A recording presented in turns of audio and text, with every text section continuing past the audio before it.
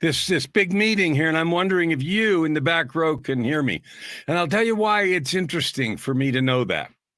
Because I don't know about you, but when I sat in the back row of places, it was because either it was late, I didn't really want to be there, I didn't give a crap about what they were talking about, I had to be there to make somebody else happy, or there might be an off chance that there was something useful in that time and place that I thought maybe I would look at. Well, that's fine. And I'm not going to say, you haven't done that. I've done it. But I have a question here. How much do you sit as an observer in the back row of your life? Because you think you don't have any say about what goes on. I mean, in the back row of this meeting here, the people way in the back, maybe they're listening. Maybe they're not even listening. They're on their phones, looking at this or that, or looking up some silly thing. Or maybe they're texting back and forth to a friend and wondering, how long is it till the break or till lunch or till this meeting's over? Do you run your life like that? Like in the back row? Waiting for it to hurry up and be over, even one day.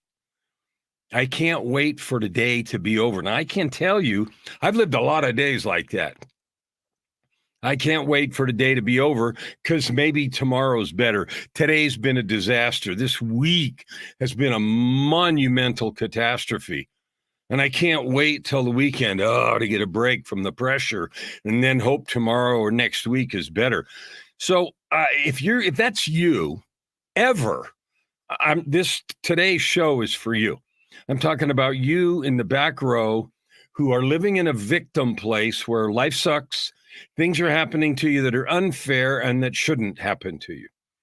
Okay, so this is for you. So I'm going to ask you to put your phone away and, kind of sit up in the chair and at least give me 5 minutes of the show to see if I can get your attention about what's possible for you. Because here's the truth.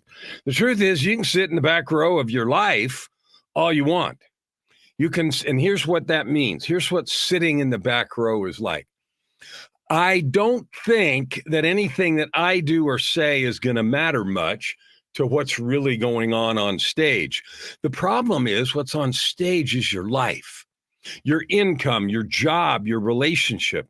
And when you get the feeling that you're just a bit player in your own drama, what you've done is you've given control away. You've given control of your life away. Now, you may think I'm nuts, or you may think that I'm not talking to you, but I am. And here's some examples. Anytime you say, I didn't have a choice, anytime you say that, you gave control away to somebody else. Anytime you said, my wife or my husband made me do that, or my boss told me I had to, or anytime, it's just how it is. That's just the way things are. Or here's another really good one. No, you put the phone down. Okay, cool. Anytime you say, it was their idea. No, it's not mine. It's their idea. Not my fault. You're abdicating control over your life. Now, this whole program, Your Ultimate Life, is about a very specific and powerful principle that is absolutely true 100% of the time, all the time, every day, for every person. And here's the truth. You create your life. You create it one incident, one event, one thing at a time. Now, I can already hear the horror gasps and the angry tomatoes flying toward me. And you're probably saying things like what's going on in the Middle East or Ukraine and other things where terrifying and terrible things are happening that people did not ask for, do not want, are not fair, and are horrific, sometimes even beyond our ability to comprehend. I mean, we haven't here, I'm in Canada, but I'm also from the U.S. I'm dual national. We haven't had a war over here or a real sense of hardship for decades. And so before my lifetime, right? And so we, for the most part, don't really understand hardship. We don't understand externalities forcing things upon us. like somehow being hungry and not knowing whether or not you're going to eat again or where you're going to get the food. Now, we have some of that in these countries. In the last 2 weeks, it's been freezing cold up here in Canada, where I've been. And I'm in Alberta, in Western Canada, and it's some of the coldest places on the earth. In fact, the coldest place in the world a couple of days ago was in northern Alberta. It wasn't even in the Northwest Territories, which is north of us, further toward the North Pole. On Sunday morning, the 10 coldest spots on earth were here in Canada. So during that time, one of the things we thought about as a family when we said our grace at the evening meal, which we do, we were thinking about animals that had nowhere to go in the cold and homeless people. And we do what we can to contribute to those things and so forth. But I was really worried because at that temperature, frostbite is 20 minutes. And I'm reciting some stuff I saw on television. But frostbite comes in 20 minutes, and you can easily die with 2 or 3 hours if you're not well protected in that kind of temperature. So those situations do exist. Now, I'm not talking about those extreme situations. However, the principles that I'm talking about apply in those situations. They're just much harder to do. So we'll give one example of that, and then I'm going to set that whole thing aside for a moment, because 99% of us do not live in life-threatening circumstances. You're not being held hostage. You're not being held at gunpoint. You're not starving to death, and you're not being forced to do stuff against your will, with violence. Now, some may be, but very few. So the example I refer to often, and there are many, this isn't the only one, I refer to two of them. One is Nelson Mandela, who spent 27 years, if I have my numbers right, in jail in South Africa because he was anti-apartheid, because he was considered a threat. And yet, in all that time, he didn't lose his power. He didn't lose himself. He didn't get vicious and bitter. He instead created himself to be a powerful person, even in the midst of all that awfulness. And then when he came out, was instrumental in changing political regime and the whole show. Another example is Viktor Frankl, who wrote the book Man's Search for Meaning, who spent some years in a concentration camp, a death camp in World War II, and noted in his book two things. He said some groups of people in the death camp, sentenced to die at any moment, were wrapped up in their own misery, and others in the same death camp, in the same misery, at the same level of deprivation, made it a point to go around and give good cheer, encouragement, and love to those who were their fellow death mates. That's by choice. So the one group was creating a different experience for themselves and for others than the other group. Now, I'm not trying to tell you what's right or what you should do, by no stretch. What I am telling you is that you do have control over your life. Now, given those extreme circumstances, we're going to set those aside because that's really difficult to do. Even though Viktor Frankl and Nelson Mandela and others did the same thing, Frankl also observed that there were many others besides him who were doing that sort of behavior, and that was what he was talking about, that it was impossible to take away the free will of choice about how to show up day after day in that terrible circumstance. So you and I, we have that will. And it's difficult to do in those kinds of horrific and terrible circumstances. But let's back up to the circumstances that most of us are in. Maybe like this meeting, or maybe day-to-day stuff, or maybe you've got some illness or other challenges or trials. But you still have control over your life. So here's the question. If you're sitting in the back row, and sitting in the back row here is a euphemism for feeling like you got no control, abdicating your own ability to create life, like it's all others, the conspiracy, the government, family, people that don't like me, bosses, jobs. If you're doing that, here's a news flash. You can end that right now. You can end that right now. And here's what I mean. If you have a job you don't like, you may not be in a position to quit today. You could. And if you did, there are certain circumstances and consequences that would come from that. But remember the story of the Cortez and conquistadors who burned their boats, so they had no way out. Now, I'm not saying their attack on the natives was a good thing, but I'm saying it gave them a motivation to move forward without excuse. You and I, we have that same ability. We've just lost the chops. We've lost the courage to do that somewhere along the road. So I started this by saying, hey, you in the back row, because I want to tell you some stories today. These are stories of transformation where someone became aware of their own power. I'm not talking about external circumstances. I'm not going to tell you any stories about lottery winners, and I'm not going to tell you any stories about some external thing that changed the game. I'm going to tell you a couple of stories about individuals who realized, perhaps for the first time, that they had absolute sovereign control over their lives. So I have a client. Now, this client has been a client for many years, and I've watched this particular client without still living in the same house, still in the same relationship, still with the same kids. And they got married during this time and had some grandchildren and stuff. Went from feeling very victim, very smashed, like can't do anything. It's all these things, very unworthy, very focused on not good enough, all those kinds of things. Made a change inside alone, that person. Now, I happened to be a coach in that situation, so I helped, but I didn't do the work. This individual did the work. Barely getting by, worrying about money, literally every nickel, groceries, like that level of concern. To today, 40 times more wealthy, international import-export company, separate, more than one business, and I could go on and on.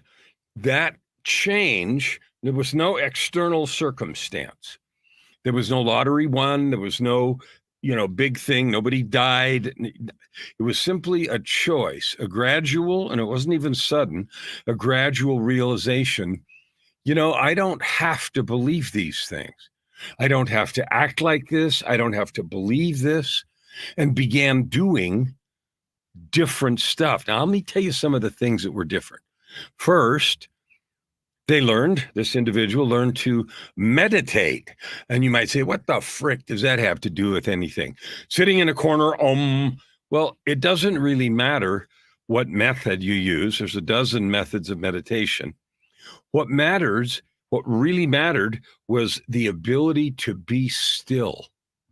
The ability to slow down and be still, because this individual before, like many of us, had a busy mind. Wake up, churn, so busy, frantic, all the stuff that needed to happen, all the stuff that didn't happen yesterday, all the stuff that was broken, all the stuff that was coming, all the worries, all the frustration, taxes, leaky roof. You know the drill. You have them too, broken car, et cetera, et cetera. Gradually, meditation was just one process, but learning to be still does this. It allows you and I to disconnect from those pressures. It doesn't change the things. Taxes are still due and the car's still broke. But what I can promise you is when you have a clear mind and you're calm and relaxed, the way you look at any problem is completely different. So, for example, ideas would come. Oh, I know how to get financing to fix the roof. It was a commercial building.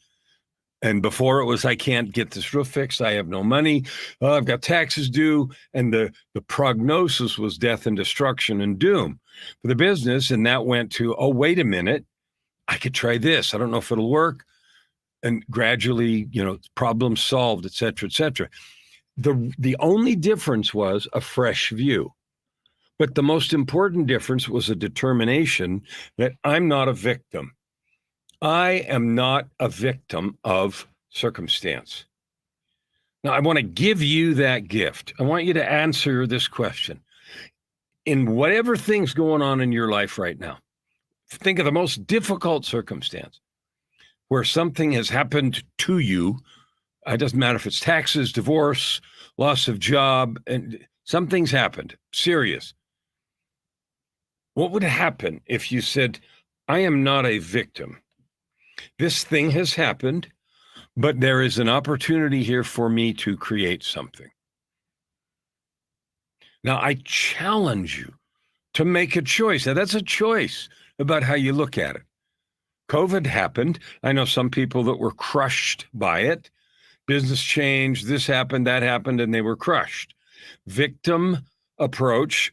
It's all happening to me, not fair, can't do this. My business was just starting to take off. That kind of conversation. And so, yep, business was crushed and they lost everything. I know others, and I know a lot of folks because I'm a coach, and so I meet lots of folks, business owners, entrepreneurs, all kinds of folks, who said, oh, wow, this sucks. I mean, like really sucks. What am I going to do? And they explored, the PPP program, but they had the attitude of, I am not a victim. I am a creator. I create my life. And just because of that difference, they were able to see, create, and move into opportunities. So I know someone who said, my business is going to be shut down. I don't have any idea if I'm going to get through this. I'm going to have to close my doors. Today, years later, the business is thriving, making more money than it ever did. And yeah, they had temporary shutdowns and all kinds of stuff happened. But because of the approach, the choice to be a creator instead of a victim, they were able to do this. Now, I want to go back to the person in the back row. And I say back row metaphorically because I'm thinking about me. As I sat in the back row of my auditorium, the auditorium of my life, while my life played out on stage. I'm supposed to do this. This is supposed to be my line. I'm supposed to act like this, show up like this, be that. And because I did that, life happened to me all around me, and it wasn't my fault, and I couldn't control things, and I barely got my head above water, and so forth. I was one of those who lived in the land of victim, not for a day, not for a week, not for a month, not for a year, but for decades. It took me a long time to wake up and realize what I'm sharing with you today. And the reason I am is because I'm hoping to save you a few years or maybe even a couple of decades. Because I want you to take the view right now. What would be different if you said, I'm the creator? I'm going to create something out of my life right now. Something new, something different, just because I can. And a question that is so empowering in that kind of situation, instead of saying, oh, what am I going to do? Is say, what is the most powerful thing I can do right now? The thing that will have the most impact, even if the impact's only tiny. I have another story. Told you I'd tell you some stories. I have a podcast, as you know, as well as this show. And the podcast is also called Your Ultimate Life. I interview people there who have stories, who have taken control of their lives and are adding good to the world. That's a phrase I love. And one of the things I love to ask people, and I'm asking you right now, how are you adding good to the world? Adding good to the world simply means making an intentional and conscious choice to leave the world a better place than you found it every day. Every circumstance, even if it's a smile, a good word, a kind thought, getting out of your own introspection, getting out of victim mode, being there for someone else on purpose, making it a habit, making a choice to change from being a victim and looking at all the ways why things are hard and the universe is conspiring against you, to all the ways that you, in a tiny little way, can make a difference. So I interviewed this lady on the podcast Your Ultimate Life. And I was blown away. I was absolutely floored. I have a pretty exciting backstory about decades of depression and addiction and attempted suicide and, failed marriages and everything else. And it's pretty disastrous and it's pretty dramatic. I was blown away by this lady's story, completely blown away. I was floored. I was speechless at the level of struggle that she had endured, that had been inflicted upon her. And instead of being a victim, which she was, of violence and a bunch of other things, she simply maintained her love of her child, protected her kid, got out of the negative situation, and is still to this day bearing terrible scars and struggles because of the physical things that happened for those years, but maintained a positive choice to add good to the world. So today she runs a business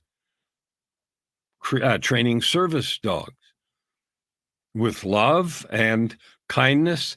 She maintains diligent vigil over the daughter that she had in that difficult circumstance, who's a special needs kid. So the story just keeps getting more exciting. Massive abuse, having to get out of a situation, flat broke, shelters, on and on and on. And now, you know what? I'm not going to be bitter. I'm not going to hold this. I'm not going to let this trash my life. Raising service dogs, taking care of a special needs child, and being intense, loving, positive, and powerful the whole time. She would give Viktor Frankl, who wrote the book, a run for his money. Now, I don't know that because there was no concentration camp involved. But it's the only time in my life, and I've interviewed hundreds of people, the only time in my life listening to a story, I was just floored. I was absolutely floored. And my eyes were wet with tears and my hat was off, except I wasn't wearing one. And I thought, and she didn't look like, she didn't have a halo and didn't look like, super woman or super mom or super anything. Regular person who had made a choice to do that. I can tell you dozens of stories that are like that. People who have died, people who have been abused, people who have gone through addictions, people who have cared for children who have gone through terrible circumstances, addictions, and suicide attempts and actual suicide, and then dying, and then dealing with siblings and all of the rest of the things that come from those hardships. But the difference about that group of people is they said, yeah, that happened, but I'm not going to let it shape the rest of my life. I'm not going to let it beat me into a corner. I'm not going to let it make me into a victim so that the rest of my life is destroyed, so that I don't sing the song I came to sing. Now, I use that phrase. It was a talk I gave at an event a while ago, and the name of the talk was Don't Die with Your Music Inside. I know right here, right now, as sure as I'm talking into this microphone and looking at your beautiful faces, that you have felt you have a life purpose. You may not know what it is, but you have felt nudged. You have felt like, there's something I should be doing. It's that very feeling of discomfort that makes us think, this job isn't that fulfilling. I'm not really doing anything that matters. That is such a common theme. When I interview people for the podcast or people I have on this show here, and I ask them about that, without exception, I think without exception, they'll say, I was often in corporate or pursuing the traditional kind of thing, and it just got to a place where it wasn't satisfying. It wasn't fulfilling. It didn't mean anything. Well, here's the truth about that. You and I are built, we're spiritual beings inside of a body. We're built to love and serve each other. So the fact that we have that yearning is to be expected. The struggle is that often we don't pay attention to, or we ignore those pushings, those prompting, those nudges, or those 2x4s. We just ignore them. And we say, not me, not now. I can't, it's too late. I can't because too many obligations, not the right time. And we fill fill the space with excuses. And here's the thing, you're free to do that. All that means is whatever opportunity was there at the time that was inviting you to come has now gone. That doesn't mean you won't have another one. That doesn't mean that there's anything wrong with you. It just means that you said no. Now, in my case, I said no to those invitations. I said no to all kinds of opportunities to do. I had a good career and so forth. So it wasn't like I wasn't doing stuff. I was, but I was not happy.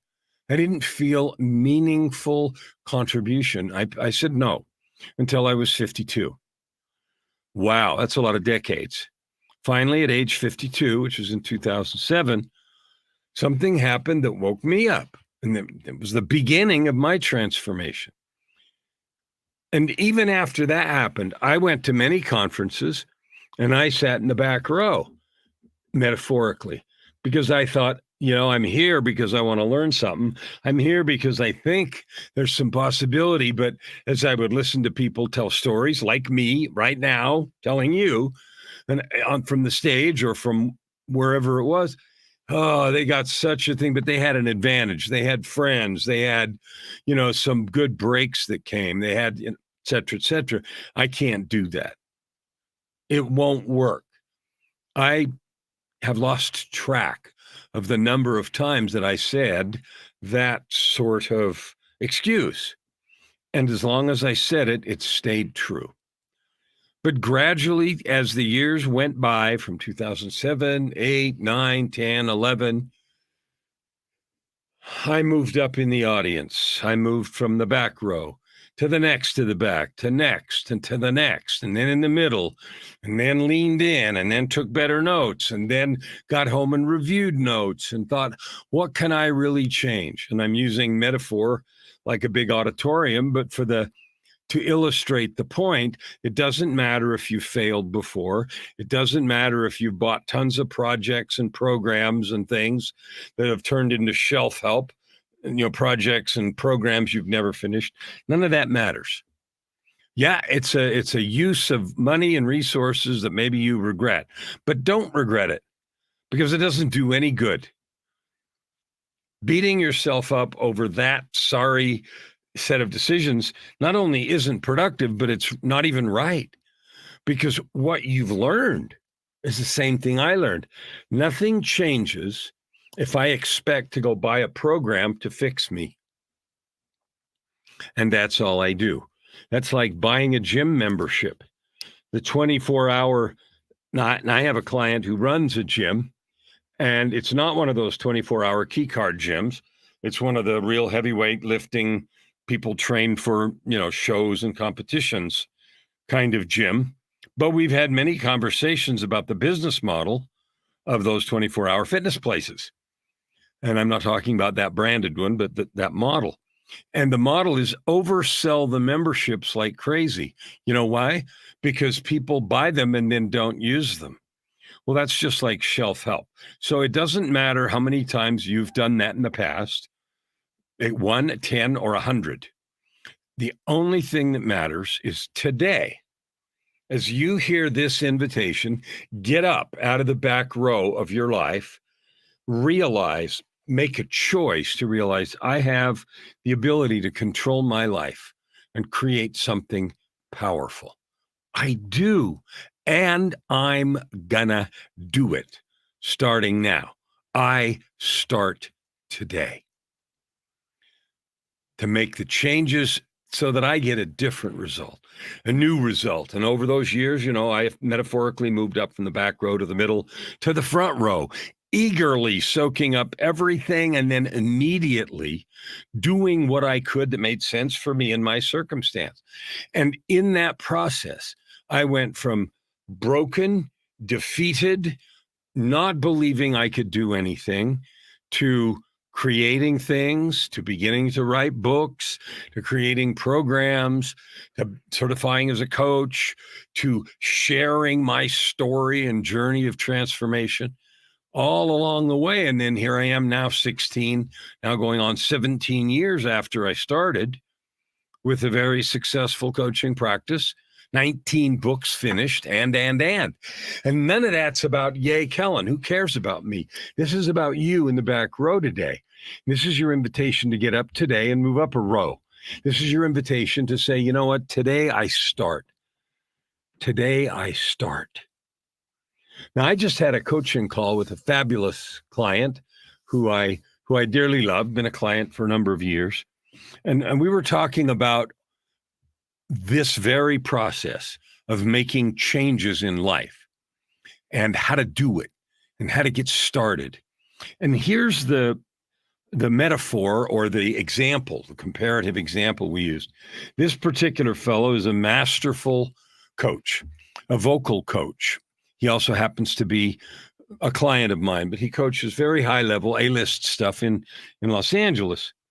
And I asked him a question, because what I'm working on with him as a client is we're working on the creation of a PTAC, a personal truth and commitment document. Now, you and I, we've talked about those before, but briefly to review, a personal truth and commitment document is just a document full of statements. They're statements that you either know are already true or that you want to be true for you. That's not to brag. It's not for public consumption. It's not to run around and say, I'm going to make $1 million, or I'm cool, or I this, that. It's not even for anybody else. It's just for you. But here's how we talked about it. In his work with both aspiring and performing professional vocalists and actors and others, I asked him, so when you're working with a vocalist and they're getting ready to have a lesson or working on something, do you have them warm up? And he said, well, of course. Why do you do that? Well, they warm up because, their voice gets ready and then et cetera, et cetera. Do you have a process you go through? Yeah, we have a process to go through. And then he elaborated and he made it even better. He said, yeah, we have a process to both warm up and to get the voice ready to learn more, to expand and to grow. And so that was a perfect lead in for talking about this warm-up document that you have for your life. And this is the foundation for your change, for your opportunity right now to get up out of the back row where you believe you don't have any control. Nothing will change for you and you're going to be back there forever, up to the front row where this week you create something new, where by the end of January, something's different in your life, so that by spring you're making more money, so that by summertime you feel more alive and more connected and more purposeful and more driven. You think that's impossible? It's not. I have clients right now that are walking through these steps. So anyway, I asked him, I said, so you have this set of activities that you have your vocal clients do to both get ready for the rehearsal and get ready for performance and also to stretch their voices and get ready to do exercise. And he said, yeah. And I said, so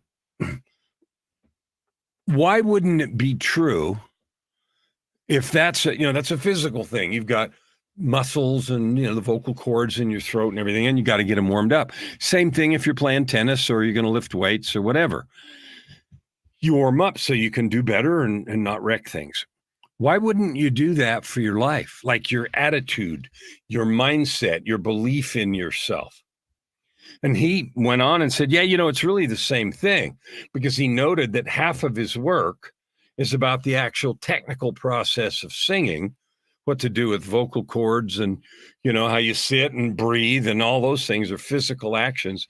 But the other half has to do with believing this business that keeps you in the back row. The other half has to do with whether or not a aspiring vocalist believes they can learn, believes they can get good, believes they can perform at that high level. And so half the work is mental. Half the work is the wall of disbelief.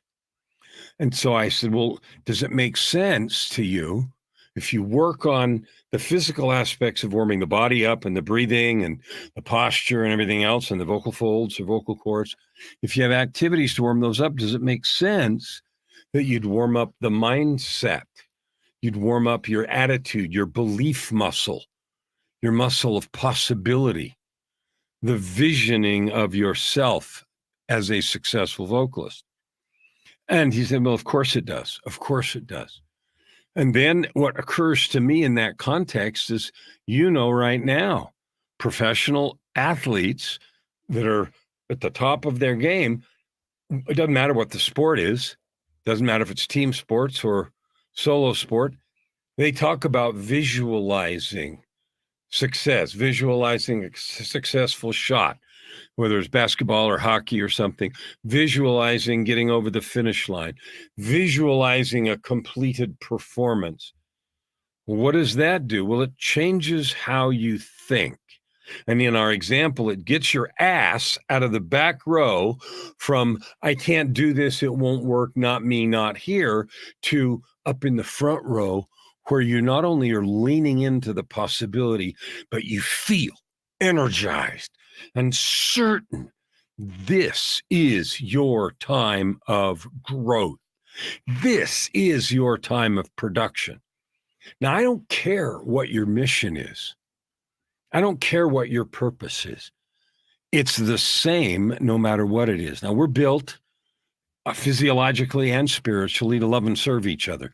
We feel best when we're in community. We feel best when we're out helping. And that's why people volunteer to do all kinds of stuff. That's why you've volunteered. Some easy examples. We've got volunteer stuff going on here as soon as the Ukraine war started, a year and a half ago, almost 2 years ago next month.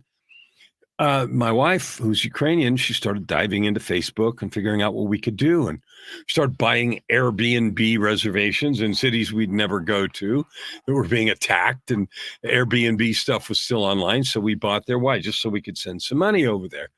And then she started buying patterns and products that we never get because she wanted to add good to the world. Then we thought, what else can we do? What else can we do? What else can we do? So then we ended up getting in a Facebook group and hosting a Ukrainian family. So we have a beautiful mother and daughter here and have had since June of last year. So a year and a half plus and indefinitely, who knows?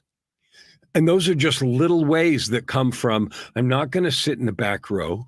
I'm not going to twiddle my thumbs and say, I can't do this. I can't stop the war. I can't fix the war in Israel. I can't stop the civil war in various African countries. I can't do that. But I can choose to add good to the world, to love and to serve. And so, hey, you in the back row, this now is your wake-up call.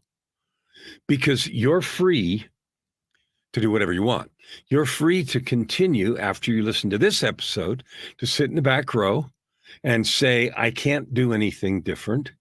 I don't have time. It's not my season. There's no way. Or you're free to ask a different question, which is, I know I can't do everything, but what is one tiny thing I can do today? What would happen if I got up tomorrow and spent 10 minutes in meditation, just trying to connect with my inner self, calm the noise, get quiet, pray, meditate, whatever? I wonder what would happen if I did that. Not just once, but every single day, because meditation is this weird thing. The more you do it, the better you get at it. Oh, really? Oh, you mean that's like everything else? Yeah, because the first time you do that, try to sit quietly and empty, the racing thoughts and stuff, it's going to feel impossible. I can tell you as a practitioner for 40 years, it's the most fabulous tool in the world. It creates clarity of mind, inspiration, and ideas come like magic. And peace comes, even in the midst of problems. I've had my share. Even after my grand awakening in 2007, I had money I owed the IRS. And one day all my bank accounts were empty. And I get stories all over the place. But you know what? They don't matter. They don't matter. Those events are things that happen around you. And yes, they affect you. They may make you mad, and they may be unfair, and they may be all kinds of stuff. But you know what else they are? They're an opportunity for you and me to create our own world. I choose. I just had a conversation with a client last night. Not any of the clients I've been talking about. He's in the middle of a difficult business negotiation and had the feeling that the business person he was dealing with was treating him unfairly and ignoring some things and perhaps, taking advantage, and could have been bordering on, bad stuff, and didn't want to go there, but was feeling really frustrated about how things were going. We had a conversation back and forth via text. Calmness reigned. A choice was made to approach everything from the point of view of love, the point of view of kindness, of understanding, of looking for the positive possibilities. I got a text message, a long voicemail this morning. Everything worked out really well. There is possibility. Now, the financial problems aren't solved. The difficulties in the relationship aren't evaporated, but there was no more negativity. There was mutual agreement. There was togetherness. And believe me, that togetherness of purpose goes a long way to solving problems 1,000,000 times faster than when there's a battle at the boundary between two people. So here's your invitation today. 2 invitations. Number 1, I want you to go to the URL that's on your screen, www.yourultimatelife.ca. What you'll find there is a free resource. It's not really free. It doesn't cost you any money, but it'll take some time and introspection and work. But it's called 5 Master Keys to Create Your Ultimate Life. And by ultimate life, I mean that very thing that you think is impossible. That ultimate life, purpose, prosperity, and joy, where you get up every day and just love it. I used to believe with all my heart that was impossible, or if it was possible at all, it was for some people that got lucky, or, somebody over there somewhere. I was wrong, gratefully, and I have created that. I live in that place. I didn't fall there, and neither will you. No one that I know, and I know several who live that life of purpose, prosperity, and joy. Nobody fell up that mountain. All the people that I've interviewed on this show and on the other podcast, and they tell their stories and the stories of struggle, but they're always stories of choice, transformation, where they said, I choose to move from being a victim of circumstance. I choose to move from being angry at everybody because they're doing all this bad stuff to me. I choose to stop being angry at the universe or the economy or God or whoever because I got such a hard lot. I'm just going to dump that. I've been doing that and it hasn't served me at all. So I choose to move from that kind of life to a life of creation. Now, that is the fundamental first step, where you sort of thump your fist on the desk and say, I'm done. I'm done being a victim. I'm done blaming. I'm done with it. And you know what? It doesn't change a single thing about the circumstances around you. You know what it does change? It changes you. It makes you more resourceful, more capable. It makes you stronger.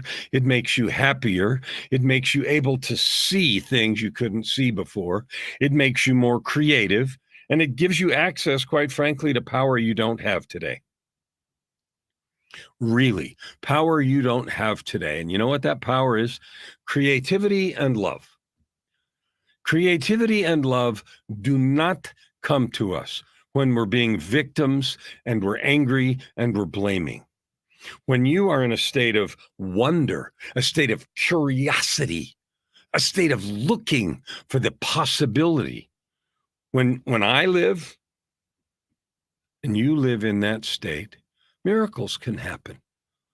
I say that often to clients. I'll say, well, what miracle can we create today as we have our coaching session? Like, what kind of miracle do you want? And starting from the idea that miracles are possible, miracles are just things that happen that we can't explain. And just because we don't know how electricity works doesn't mean the light doesn't come on. Like, it is possible for you to completely change your life starting right now. And this is your invitation to do that. You can live your ultimate life. You, here, now. Now, I have never found a magic wand that does all of it in an instant, that suddenly, makes that happen like a Harry Potter wand. But I have discovered and am sharing freely with you, yourultimatelife.ca, the 5 keys that for me have unlocked the gates that lead to that ultimate life. So you're free once again to stay in the back row and think, yeah, I've heard all this rah-rah crap before. Or you can say, wonder if I do it differently, if I can make a different choice, if I can move forward and move up in the audience and move up to the front and be there all in. All right, now here's the other piece of reality. The fellow that is the A-list Hollywood vocal coach, no matter how good he is, if someone doesn't, and we talked about this too, if someone doesn't go do the exercises, they won't be warmed up. They won't perform well. My client that owns a gym, if someone doesn't come in regularly and do the exercises religiously, they won't get strong. They won't win their competition. They won't place. They'll be frustrated and negative. So having the secrets, having the master keys is the beginning. The next step is to make a determination for yourself, and only you can do this, that you're going to make changes, even little ones, one change at a time. So, for example, never utter a word of complaint again. What would happen? Would you run out of things to say if you never complained again? Wow. Or what if you looked at your partner and you said, you know what? I choose that for the next week, the only things I'm going to say are positive, reinforcing, loving things. Just because I choose to, not because I'm going to get brownie points and not because I'm trying to prove something, but I've decided that's who I am. I'm a compliment giver. I'm a lover of this partner of mine. I choose to show it every day as much as I can. In fact, I'm going to monitor every word just before I say it and say, is this loving? Is it kind? Is it uplifting? You could apply the same approach to conversations at work. Let's say you manage a team. I'm not talking about making up crap. Even if you have to correct some things or make some adjustments, doing it out of a place of love and lifting will get results. Idiot stick, you screwed that up, fix it, might get the thing fixed, but it's not going to create loyalty, and it's not going to get people who want to work for you, and it's not going to create unity in your team. So I challenge you to pick 2 things. 1, 2. And if 2 is too many, pick 1. That starting today, you're going to get off your ass out of the back row where you believe nothing works for you and you've heard it all before, and come up to the front and bask in the energy of possibility, because you can have whatever you want. It starts with one thing. What if your one thing was every word you say to yourself, inside and outside? If you take nothing away from today, do this. Monitor every word, every attitude, every sigh, every eye roll that you direct toward yourself, your own capability, your own worth, worthiness, and change it to something positive. Every word is an acknowledgement of your effort. Every word is an acknowledgement of your worthiness. Every word is an acknowledgement of your divinity. Every word is an acknowledgement and encouragement of your possibility. I dare you to spend a week going down that road. Every word. And if you screw up, that's fine. Forget it. Forgive it and forget it. After all, it's probably a brand new habit. It's probably like, holy crap, I can't do that. You should hear my internal dialogue. It is so negative. I believe you. I live there. So I challenge you. And if you screw up, fine, screw up. But forget it. Forgive it. Yesterminute. And start over. I have a statement in my own document that says I am, that when I fall or fail in any declaration, I get up, fess up, clean it up, and recommit. And that especially includes language and attitude and feeling, toward myself. You suck, I can't, it won't, all that stuff. There's your challenge. If you take nothing else, do that. Let's see how much you can change just in 1 week in furiously and fiercely loving yourself as the divine being that you are, as the capable creator you are, as the person who is committed to doing something different. Get out of the back row, come up to the front, bask in the opportunity of your divinity, your power to change, your power to add good to the world, and your power above all things to create your ultimate life.